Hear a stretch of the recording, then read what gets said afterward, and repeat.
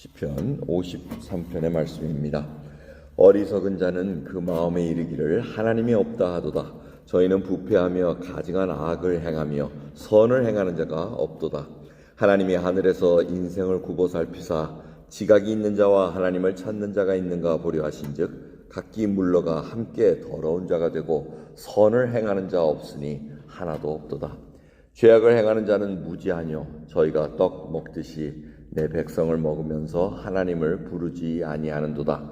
저희가 두려움이 없는 곳에서 크게 두려워하였으니 너를 대하여 진친 저희의 뼈를 하나님이 흩으심이라.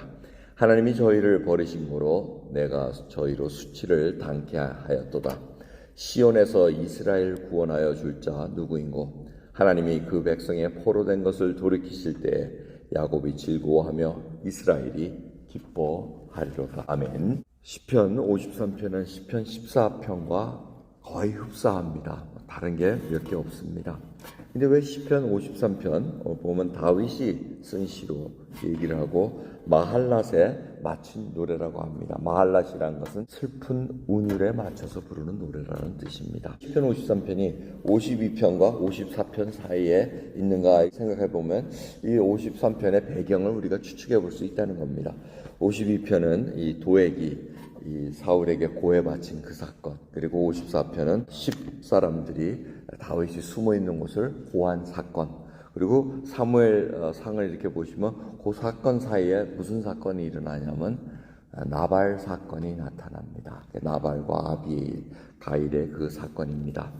나발이라는 뜻이 뭡니까? 어리석다라는 뜻입니다. 그래서 오늘 53편을 보면 어리석은 자, 나발하고 이렇게 시작합니다. 그래서 추측할 수 있는 게 이게 나발 사건을 지금 다윗의 인생을 통해서 또 얘기를 하고 있구나 이렇게 추측할 수가 있습니다. 이 나발의 사건을 여러분 기억하실 겁니다. 그 사건을 비해서 시편을 읽어보면은 이 뜻을 우리가 다 헤아릴 수가 있다는 겁니다. 이 어리석은 자는 지식이 많고 적음이 아닙니다. 첫 번째가 뭡니까? 하나님이 없다 하는 자입니다. 하나님 부인하는 자입니다. 하나님 없다 하는 자가 바로 어리석은 자라는 것입니다. 근데 이 어리석은 자가 교만한 자입니다. 결국 자기 마음대로 행하기 때문에 부패하면서 자기 원하는 것을 행하는 것을 얘기합니다. 기준이 없습니다. 자기가 마음에 들면 하는 것이고 마음에 안 들면 안 하는 겁니다. 이게 교만한 자의 특성입니다. 하나님의 말씀이 기준이 아니고 자기가 기준이 됩니다. 감정에 따라서 어떤 때는 잘해주고 어떤 때는 기분 나쁘게 하고 이게 아니라는 얘기입니다. 하나님의 말씀에 비춰가지고 여러분의 행동과 모든 것들은 하나님의 말씀에 맞춰서 움직여야 된다는 것을 알려줍니다. 근데 나발은 그렇게 하질 않았습니다. 하나님의 뜻을 찾지도 않습니다. 2절을 보시면 이 하나님께서 나를 찾는 자가 있는가 하고 살펴보는데 아무도 찾지를 않는다는 겁니다. 어려움이 있어도 하나님께 기도하지도 않는다는 겁니다.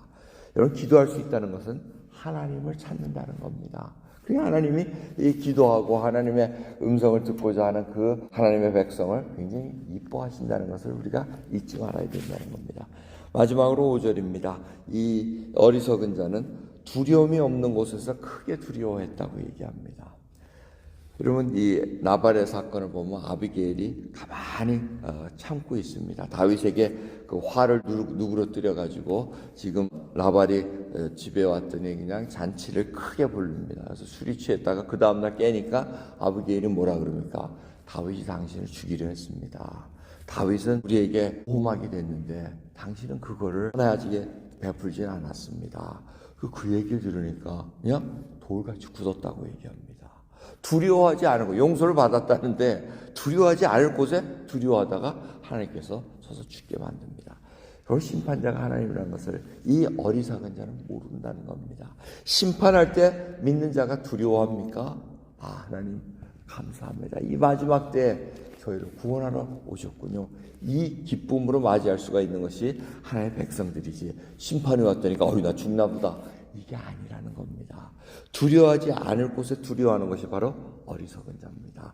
두려워할 것을 두려워해야 되는 것이 이해로운 자라는 것입니다. 누구를 두려워해야 됩니까? 하나님을 두려워하면서 하나님의 거룩한 백성으로 살아가는가 이것을 살펴봐야 되는데 교만한 자는 하나님이 계시지 않는다. 내가 이렇게 살아도 하나님은 아무 간섭을 베푸지 않는다. 여러분 그러니까 고난이 오고 재난이 오는 것은 하나님의 은혜입니다. 그래서 돌아볼 수 있는 겁니다. 여러분 건강해 보십시오. 하나님께 돌아오는 자 거의 없을 겁니다. 몸이 연약하고 아프니 아이고 하면서도 하나님을 붙드는 그 심령을 하나님께서는 보길 원하신다는 것입니다. 왜? 그것을 일어나지 않으면은 하나님을 모른다 하고 어리석은 자가 될까? 하나님을 붙들고 계시는 은혜의 줄이라는 것을 잊지 말아야 됩니다. 우리의 연약함에 오히려 주님이 나타날 수 있는 바람이 된다는 것을 잊지 마시기 바랍니다. 여러분 믿을 때 항상 착각하고 사는 게 뭡니까?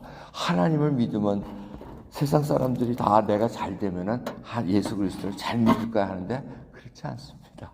하나님의 약함 속에서 예수 그리스도의 복음이 드러나게 되어 있습니다. 그러기에 우리는 착각 속에 살기가 쉽습니다. 그 착각이라는 것은 바로 교만입니다. 어리석음입니다. 하나님의 지혜를 따를 자가 없다는 것을 고백드리며 저는 무지합니다 라는 그 고백으로 하나님의 지혜를 강구하는 귀한 하루 되기를 간절히 소원합니다. 기도하겠습니다. 감사합니다. 참으로 저희들 부패한 자들입니다. 하지만 하나님께서 거듭나게 하시사 생명을 허락하셨나이다.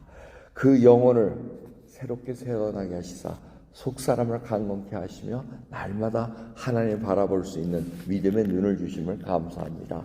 오늘도 귀한 새벽을 허락했으니 하나님 앞에 겸손한 자로 쓰게 하옵시고 하나님을 경외하고 두려워하는 자로 쓸 수 있도록 은혜 베풀어 주옵소서. 감사드리며 예수 그리스도의 이름으로 기도드리옵나이다. 아멘.